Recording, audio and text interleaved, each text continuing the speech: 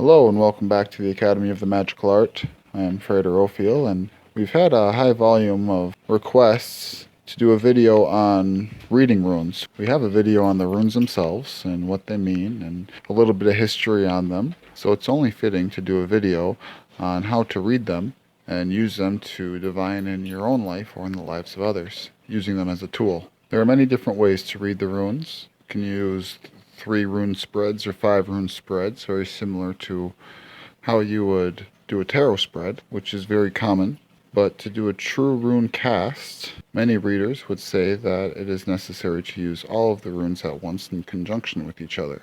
This is because when using the runes as a divinatory tool, it is not good to separate the energies from themselves until after all of them are presented, at which time you use the runes that are presented face up to do further divination, allowing them to sort themselves out, if you will. Now, personally, when I begin reading runes, I've been working with the runes energies for 10 to 15 years at this point. I've heard a lot of arguments about the energy that gets placed into the runes for a reading.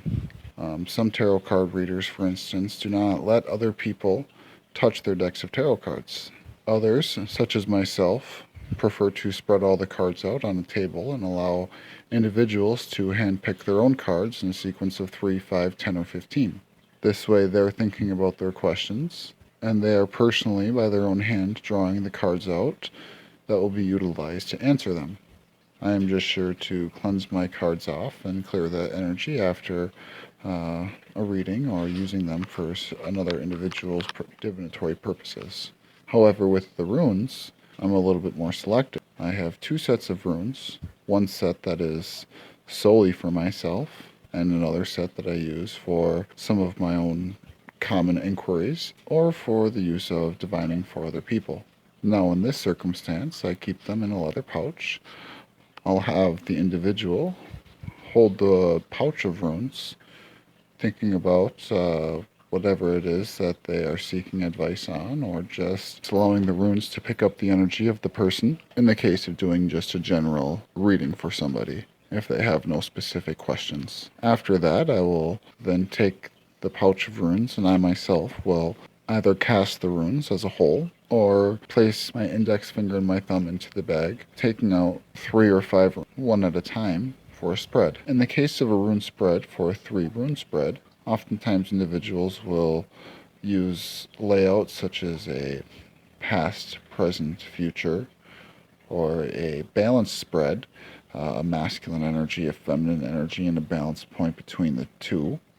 Or in the case of things like business partnerships, one individual, the other individual, and the result of their union. You can draw out a rune just to ask for a description on a situation. On occasion, my wife will ask me to pull a rune to describe the energy of a specific situation, just to decide the path that she should take. This can be very beneficial when making a lot of yes or no decisions in regards to situations or circumstances. In the 5 rune spread, I personally will place a rune on the left in the west, a rune in the center, a rune on the right or the east, a rune in the north, and a rune in the south. Now, when I do one of these spreads, the rune sitting in the west would be considered the significator, or a description of the situation being inquired about. The center rune is descriptive of where that situation is presently standing, the energy it is currently carrying, as a little bit of a further description on the situation and what it's coming out of. The rune in the east would be the hindrance rune, or the rune that is blocking or holding things up. The rune in the north could be considered divine guidance or your higher self, what is going to aid in this situation. And the rune in the south would be considered the outcome of the situation, given that this road is commenced upon the way it is. Many people will read that spread differently. With things such as this, it's really just a matter of preference.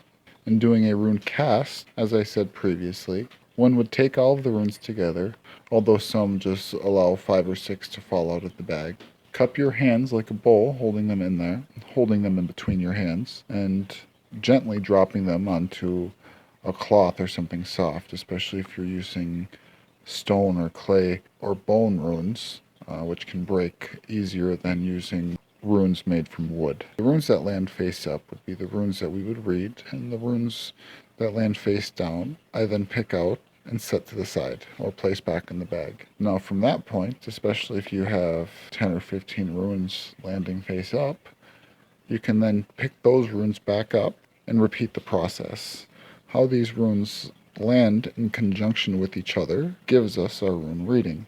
I generally start from the center being the situation or the person, and look at all of the runes surrounding them, keeping in mind that runes to the right would be more future-based, runes to the left would be more past-based. Some will look at the runes on the top or in the north as energies coming in, and runes on the bottom or in the south as energies leaving or being moved away from. Sometimes runes will land on top of each other, showing a conjoined energy. You would kind of take those two vibrations and read them together as affecting the situation together direct. When doing rune spreads or rune casts, whether or not they face upright or upside down, if applicable, will also affect the energy of that rune, and it's called landing Merkstav, and will generally indicate a more complicated form of the energy, a hindrance, its opposing force, its personal polarity. Runes such as Isa or Haglaz do not have a Merkstav or inverted meaning. However, runes such as Algiz and Awaz do. So when studying the meanings of the runes, make sure that you take that into consideration, as it most certainly is important. Many people like to purchase their runes from online stores or metaphysical stores in their area. Many different mediums are available, as I said earlier. You can get them made from bone, from stone, from wood, or from clay, among other things. I've seen them made with seashells and other very artistic and creative materials. The runes that I personally made myself and only use for myself are made from a yew tree, and they were cut, sanded, and engraved by hand, as well as painted in the traditional way. Doing so creates, I feel, a little bit more of a personal bond with the tool, and when using them, they vibrate and feel completely different. There's certainly nothing bad about purchasing your runes. However, when doing so, I recommend taking great care and being selective, as this is a tool that you'll use for some time. If you have any questions, do feel free to message me here or on Facebook or Twitter, and I'll be happy to help you out however I can. I want to thank you for joining with me again today at the Academy of the Magical Art, and until next time, blessed be.